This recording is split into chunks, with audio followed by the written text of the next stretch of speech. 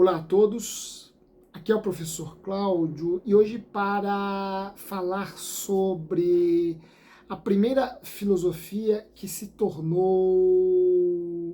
a primeira ideologia filosófica de um Estado.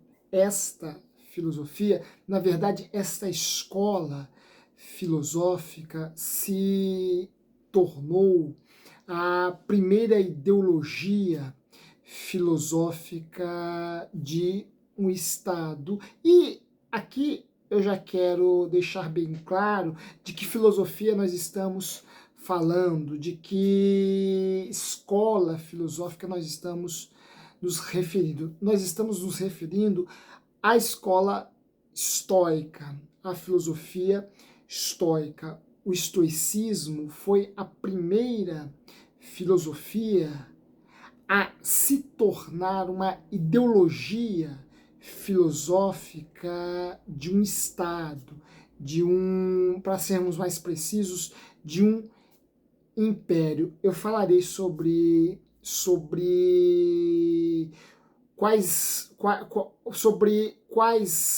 as motivações que levaram este império, este Estado, a adotar o estoicismo como sua ideologia filosófica neste nosso encontro. Mas antes eu quero te convidar a se inscrever em nosso canal, a compartilhar este espaço com outras tantas pessoas. Aqui é um espaço por meio do qual nós divulgamos conhecimento, nós levamos a vocês um pouco de cultura, um pouco de conhecimento. Nossa finalidade aqui é contribuir com vocês a fim de que vocês construam um pouco mais de conhecimento. Portanto, nos ajude divulgando esse espaço com outras pessoas, não se esquecendo de fazer a sua inscrição se já não o fez, de deixar aí o seu like após o término da nossa exposição, da nossa reflexão, fazer comentários, propor outros temas. Enfim, nos ajude na divulgação deste espaço, a fim de que nós possamos alcançar outras pessoas e contribuir com a sua formação cultural, com a sua formação filosófica, com a sua formação artística. Esse é o motivo, essa é a razão, esta é a finalidade deste nosso espaço. Eu sou um professor que busca divulgar conhecimento, levar conhecimento, apresentar aos meus alunos conhecimento e muito mais que compartilhar com eles conteúdos nas áreas das quais tenho formação. Eu procuro inspirar neles o desejo de sempre buscar conhecimento, de sempre buscar aprender, de sempre buscar estudar, de sempre buscar se formar, se informar, e consequentemente se transformar, porque à medida em que nós nos formamos, nós também nos transformamos, porque o conhecimento muda a nossa forma de ver as coisas, muda a nossa forma de valorizar as coisas, muda a nossa forma de nos pensarmos, de nos entendermos, enfim, o conhecimento transforma. Portanto, você que acredita nisso, nos ajude na divulgação deste espaço a outras pessoas, a fim de que nós possamos contribuir neste processo de transformação e transformação para melhor, transformação construtiva, transformação que produz maturidade e crescimento. Pois bem, como eu já antecipei, o estoicismo, corrente filosófica que nasce no período helenístico, vai se tornar, alguns séculos após o seu surgimento, o seu nascimento, o seu florescimento, a primeira corrente filosófica ou escola filosófica, como ideologia filosófica de um Estado. Ora, o estoicismo se tornará a primeira filosofia que vai servir ou definir o caráter ideológico de um Estado, mais precisamente de um império. E aqui eu me refiro ao Império Romano. O Império Romano, os imperadores romanos, em sua grande maioria,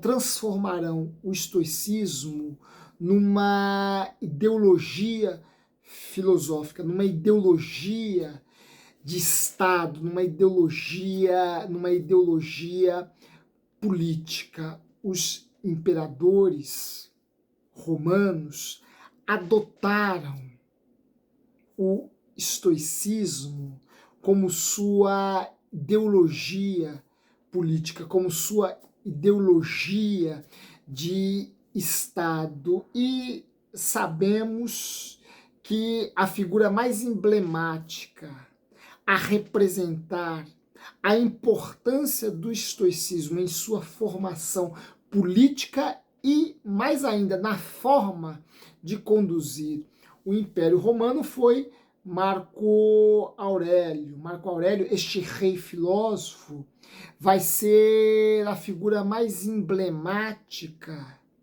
a expressar a importância da filosofia estoica como elemento ideológico político, como estrutura ideológica, estrutura filosófica, como arquitetura filosófica a dar sustentação intelectual, não apenas a sua conduta existencial, mas a sua forma de condução política, de condução de império. O estoicismo se converterá nesta ideologia filosófica a oferecer fundamentos intelectuais, fundamentos teóricos para a sustentação do Império Romano, ou pelo menos de boa parte de seus imperadores. Mas aí a pergunta que surge é a seguinte: bem, por que os imperadores, o Império Romano, adotou o estoicismo como sua ideologia filosófica e não outras escolas, não outros segmentos filosóficos, né? Por que o estoicismo e não o epicurismo, o platonismo, o aristotelismo, enfim. Para respondermos a esta pergunta, nós primeiro precisamos entender em que medida o estoicismo rompe com uma tradição filosófica que já vinha definindo-se como filosofia maior na Grécia desde o período clássico, século V antes de Cristo. Eu falei com mais vagar, com mais detalhe, acerca desta ruptura entre o estoicismo e a filosofia clássica grega, e quando eu me refiro à filosofia clássica grega, eu estou me referindo especificamente a Sócrates, Platão e Aristóteles, a esta santíssima trindade do pensamento clássico grego. Estes três constituem aquilo que nós chamamos ou definimos como período clássico da filosofia antiga, da filosofia grega. O que se segue a este período clássico é o período helenístico. e o período helenístico vai marcar o surgimento de outras escolas de filosofia, de outras correntes filosóficas, e essas correntes filosóficas vão se contrapor à filosofia clássica em muitos pontos, em muitos temas, em muitas áreas. Numa dessas áreas, numa dessas áreas, nós já poderemos pressupor a relação que haverá entre Roma e o estoicismo. Esta ruptura, ou em específico, este ponto de ruptura, vai já nos servir de introito, de introdução, para entendermos em que medida o estoicismo caiu na graça dos imperadores romanos. Vejam, o estoicismo, rompendo aqui com Aristóteles, vai converter em filosofia primeira, não a metafísica, porque essa já havia sido convertida por Aristóteles como a filosofia primeira, mas a política ou a filosofia prática. Vejam, a filosofia primeira, proposta pelo estoicismo, não será metafísica, porque esta já era a filosofia primeira, tal qual pensava Aristóteles. Os estoicos, rompendo com Aristóteles, em vez de pensar a metafísica como filosofia primeira, eles irão pensar a política como filosofia primeira. E de que forma isso marca uma ruptura entre o estoicismo e o aristotelismo? Ora, é que Aristóteles havia classificado a política como uma filosofia prática. Mas enquanto filosofia prática, a política pertencia a uma segunda classe de filosofia. A primeira classe era constituída pelas filosofias teóricas, dentre as quais se encontrava a metafísica, esta filosofia por excelência para Aristóteles. Aristóteles classificou o conhecimento em duas classes, em duas categorias: conhecimento teórico e o conhecimento prático.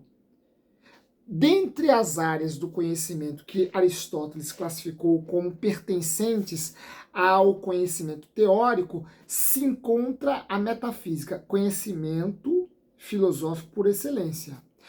A política para Aristóteles pertence à classe das ciências práticas, do conhecimento prático, e por isso uma classe de conhecimento inferior. Ora, os estoicos vão inverter essa ordem e eles vão substituir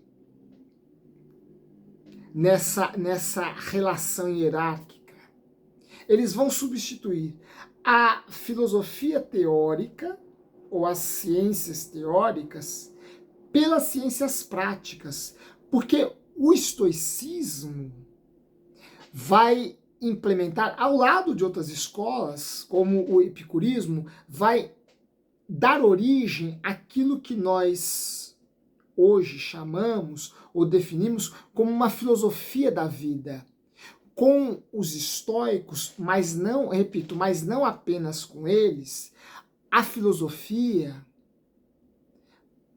se volta de forma mais intensa às questões ligadas à prática, às questões do cotidiano, às questões relacionadas ao indivíduo, às questões relacionadas à existência, às questões mais ligadas a aspectos diretos da vida. Portanto, com o estoicismo, a filosofia primeira será uma filosofia prática. Por quê? Porque não basta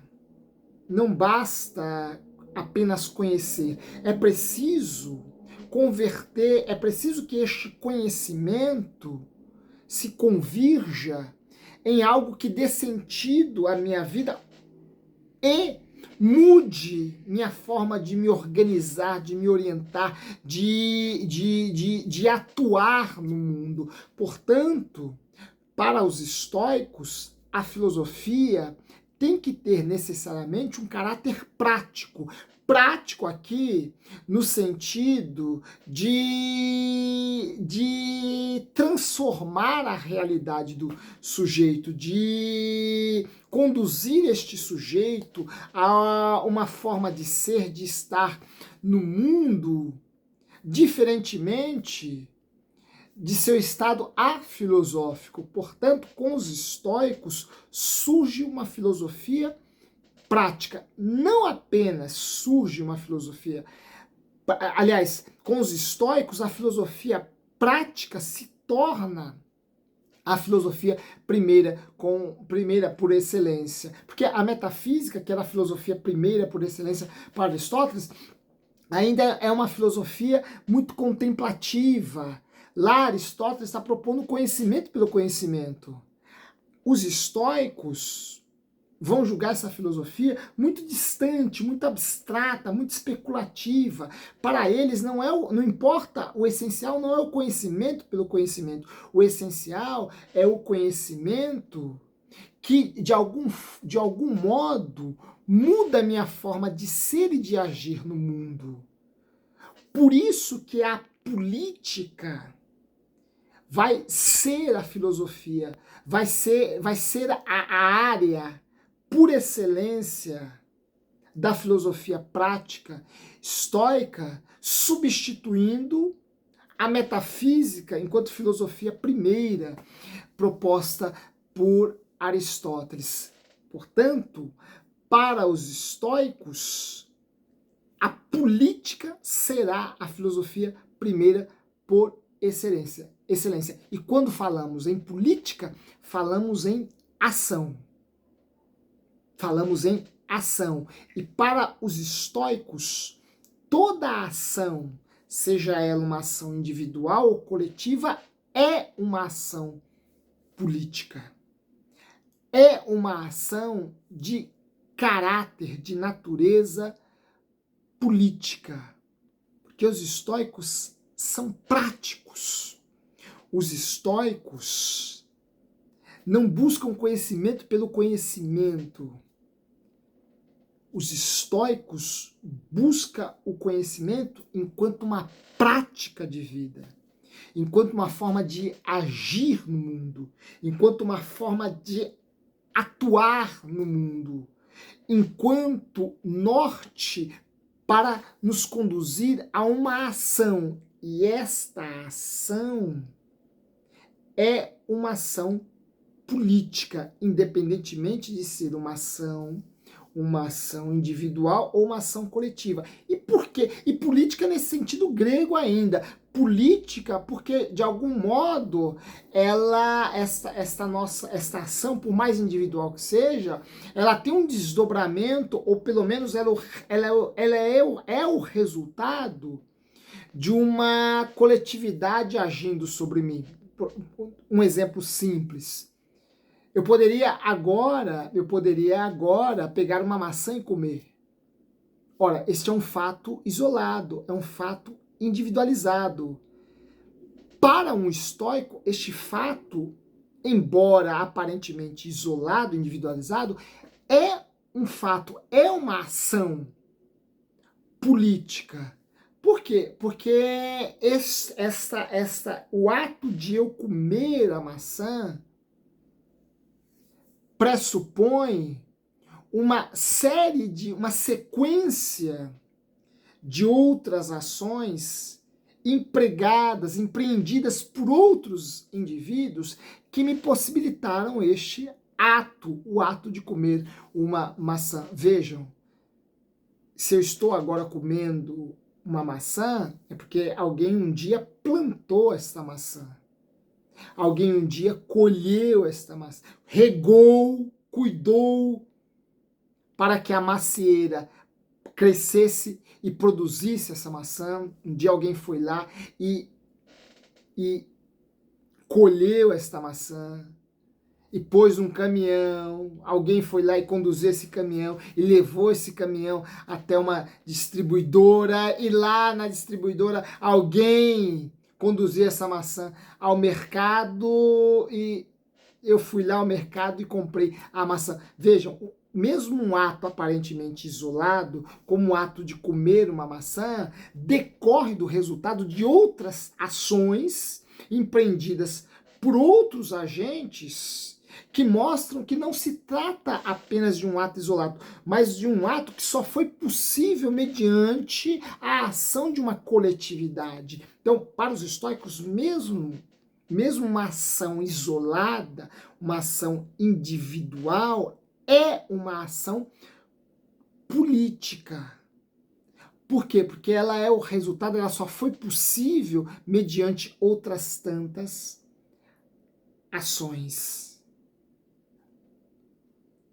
O estoicismo, repito, vai fazer da filosofia prática uma filosofia, ou a filosofia primeira. E aqui nós já podemos estabelecer uma passagem entre o estoicismo e os imperadores romanos, né? Aqui nós já podemos perceber o quanto que o estoicismo seduziu os romanos, né? Os imperadores romanos, né? Lembremos-nos, toda a educação dos imperadores romanos era uma educação de base estoica. Quando a gente afirma que o estoicismo se converteu na ideologia filosófica do Império Romano, isso aí era inclusive formalizado. Por quê? Porque a educação de um imperador romano era uma educação de base estoica, era uma educação de base estoica, fundamentada no estoicismo. E os romanos, diferentemente dos gregos, sobretudo aqueles gregos que foram formados a partir do pensamento clássico, os romanos eram extremamente pragmáticos.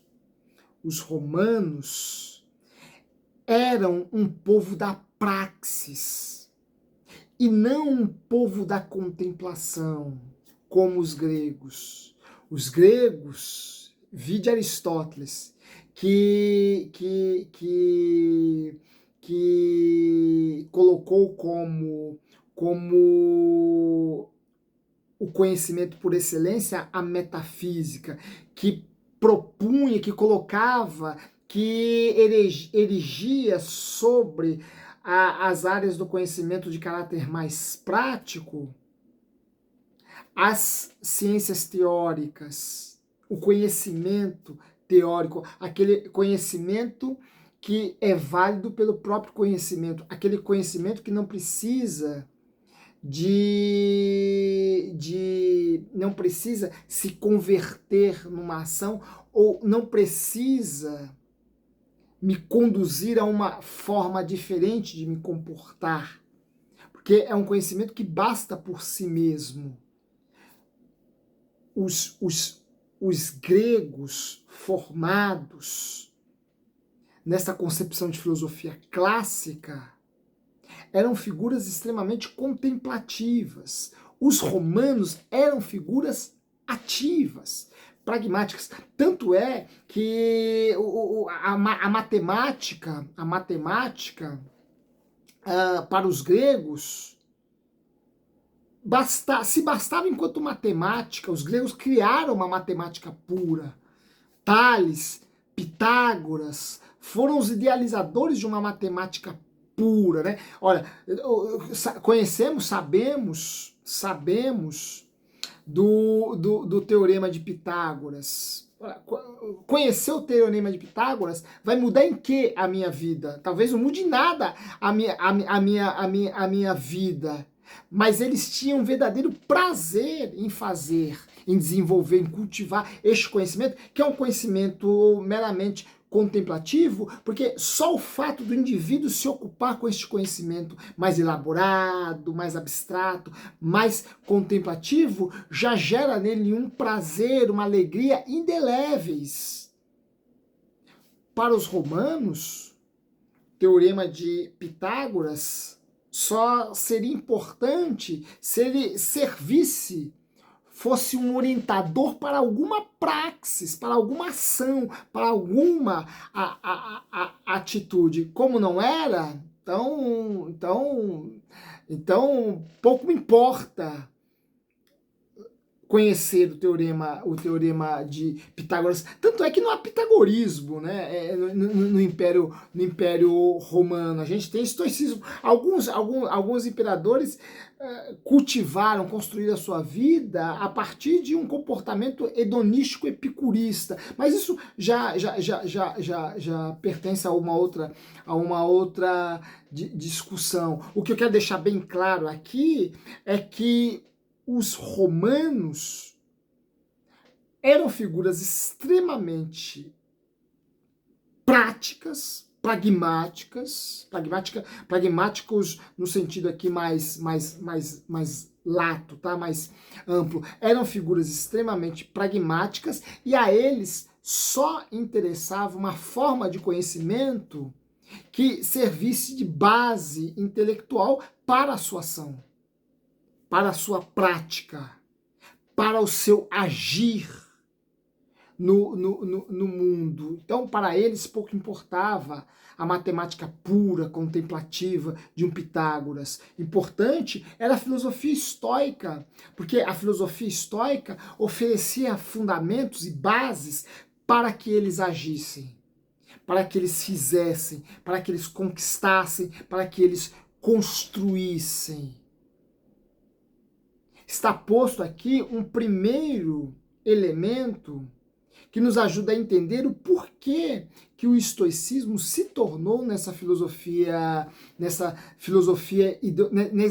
ideologia política ou ideologia filosófica para os romanos. Porque os romanos eram um povo da ação, da prática. Os gregos eram um povo da contemplação, da beleza idealizada.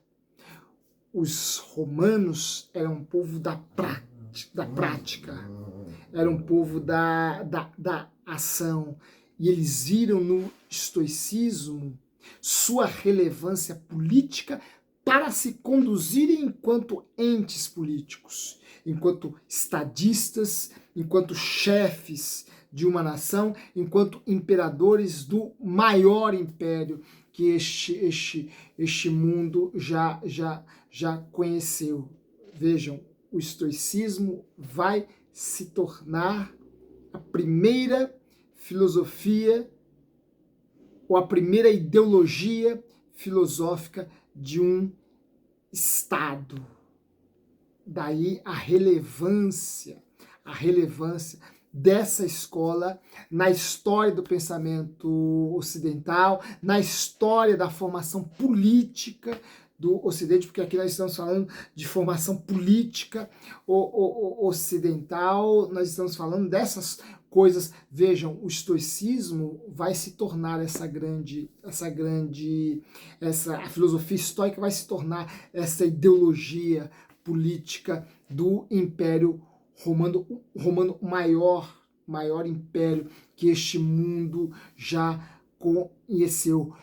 Por conta, dentre outros motivos, há outros motivos que levaram os romanos a se identificar com o estoicismo, mas sobre este, eu quis me dedicar a a conversar com vocês, a trocar algumas ideias com vocês ao longo destes minutos. Este motivo, essa convergência de uma filosofia contemplativa numa filosofia prática, estabelecida protagonizada pelo estoicismo, conduzida pelo estoicismo, e que eleva essa filosofia prática, sobretudo a política, a filosofia por excelência, no lugar da filosofia primeira, da filosofia da metafísica, da filosofia para além da física, né, da filosofia primeira aristotélica, já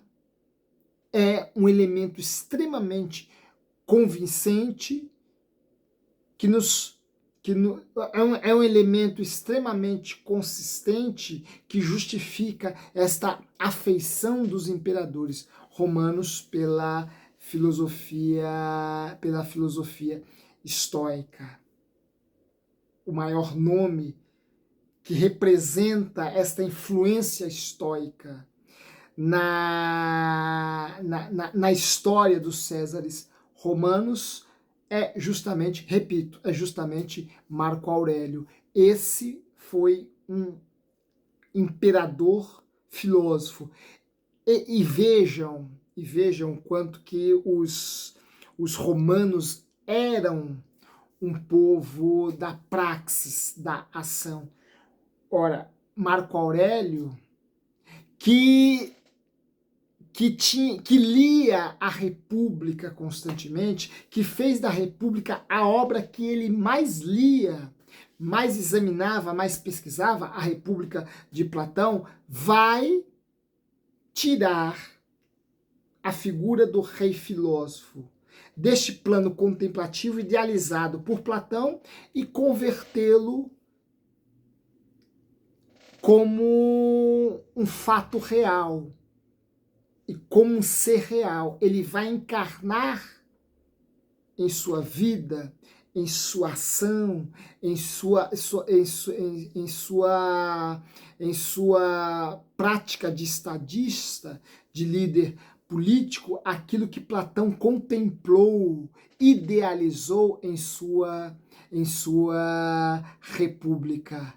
E ele o faz movido pelo estoicismo, que fez da filosofia uma filosofia não contemplativa, mas uma filosofia prática, uma filosofia ativa, uma filosofia que só faz sentido se de algum modo ela transformar, ela moldar, ela servir de parâmetro para as minhas ações, para o meu comportamento, para a minha forma de estar no mundo. Outros estados vão adotar outras filosofias como sua ideologia intelectual, mas sobre elas ou sobre eles, quem sabe um dia nós voltaremos a tratar aqui, nós trataremos aqui em nosso canal. Por hoje, o que eu queria compartilhar com vocês é a relevância estoica, é a relevância que o estoicismo teve para o Império Romano. Dá um pouco de inveja, por maiores que sejam as críticas que possamos fazer ao imperialismo romano, como a qualquer imperialismo, eu particularmente sou um crítico de qualquer imperialismo, por maiores que sejam as críticas que possamos fazer contra os imperadores romanos, dá-nos um pouquinho de inveja estas figuras, por mais que muitas delas tenham sido figuras execráveis, né? Marco Aurélio era um homem justo, tá? Marco Aurélio era um homem íntegro, Marco Aurélio era um homem... Assistam o Gladiador, inclusive eu gravei um vídeo só falando sobre o filme O Gladiador, o primeiro, não o segundo, o primeiro lá com o Russell Crowe. Assistam um vídeo que eu falei sobre o Gladiador, e vejam o filme, claro, e lá eu falo um pouco acerca do Marco Aurélio, tal qual plasmado pelo filme. Ora, Marco Aurélio foi um imperador bastante íntegro, né? Um imperador, e vendo esses estadistas abertos para a filosofia, que liam filosofia, que estudavam filosofia, que se procuravam, que procuravam se formar em filosofia. Muitos deles foram a Atenas estudar filosofia lá. Júlio César, que mesmo quando que na condição de general já aspirava à carreira política, já aspirava uma carreira política em Roma, Júlio César, para se preparar para a vida política, foi estudar retórica em Atenas. Foi lá, primeiramente, aprender com os gregos, se preparar filosoficamente, para depois desenvolver sua carreira uma carreira de estadista, uma carreira de político. Dá um pouco de inveja dos romanos nesse aspecto, quando nós comparamos muitos de seus estadistas com os nossos políticos, sobretudo estes que de forma escrachada, fazem de tudo para se coibir, proibir, barrar o estudo da filosofia em nosso país, em nossas escolas. Da inveja dos romanos neste sentido. Seria muito bom, não vou dizer que seria o ideal, mas vou dizer que seria muito bom se os nossos políticos também tivessem essa abertura para a filosofia e para as outras formas de conhecimento. Talvez assim falariam menos imbecilidades e fariam menos imbecilidades. Um forte abraço a todos vocês, espero que tenham gostado.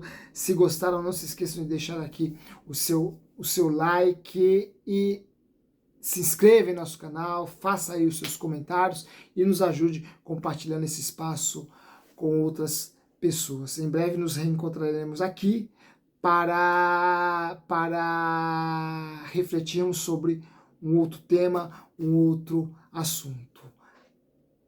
Um forte abraço a todos vocês e até lá.